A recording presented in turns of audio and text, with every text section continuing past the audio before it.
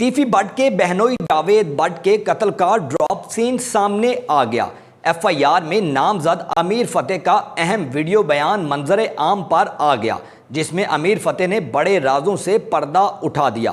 ٹیفی but کے بہنوئی Javed but کے قتل کا مسئلہ حل نہ ہو سکا۔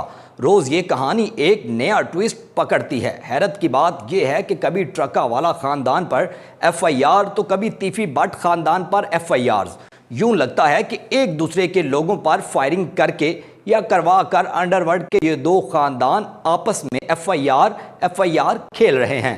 پہلے ٹرکا والا خاندان کے لوگ اپنے پیاروں کے قتل کی ایف آئی آرز ٹیفی بٹ خاندان پر درج کرواتے تھے، تو کبھی ٹیفی بٹ اپنے گھر میں فائرنگ کی ایف آئی آر ٹرکا والا پر کرواتا رہا۔ لیکن اس بار سب سے حیران کن بات یہ ہے کہ پہلی بار ٹرکا والا خاندان سے موت کا سایہ ہٹ کر ٹیفی بٹ خاندان کی طرف آیا ہے اور اس کے بہنوئی کو ہمیشہ کے لیے اپنے ساتھ لے گیا ہے۔ یعنی پہلی بار ٹیفی بٹ خاندان کا کوئی فرد قتل ہوا ہے۔ تاہم مختصر یہ ہے کہ ٹیفی بٹ کے بہنوئی کے قتل کی ایف آئی آر اہل خانہ نے کیسر بٹ اور ٹیپو ٹرکا والا کے چھوٹے بیٹے امیر فتح کے خلاف درج کروائی۔ ٹیفی بٹ کے بہنوئی جاوید بٹ کے قتل کی ایف آئی آر میں نامزد ٹیپو ٹرکا والا کا بیٹا امیر فتح کا ویڈیو بیان سامنے آ گیا، جس میں ان کا کہنا تھا کہ میں امیر فتح یہ ویڈیو بنا رہا ہوں۔ جاوید بٹ کے قتل کی جھوٹی ایف آئی آر جس میں مجھے نامزد کیا گیا۔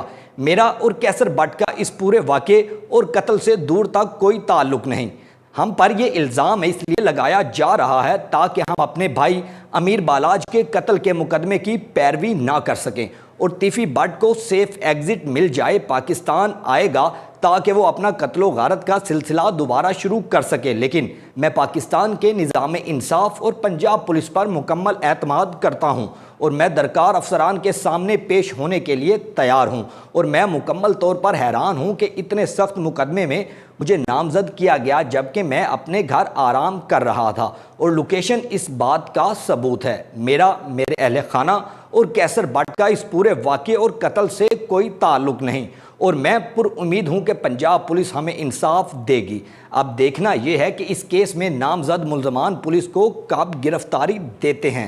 امیر فتح کے ویڈیو بیان سے کچھ روز پہلے کیسر بٹ کا بھی ویڈیو بیان سامنے آیا تھا، جس میں انہوں نے اس تمام واقعے سے لا تعلقی ظاہر کی تھی اور لاہور پولیس کے ساتھ مکمل تعاون کی یقین دہانی بھی کروائی تھی کہ جب کہ پولیس مجھے بلانے کی تفتیش کے لیے میں حاضر ہو جاؤں گا۔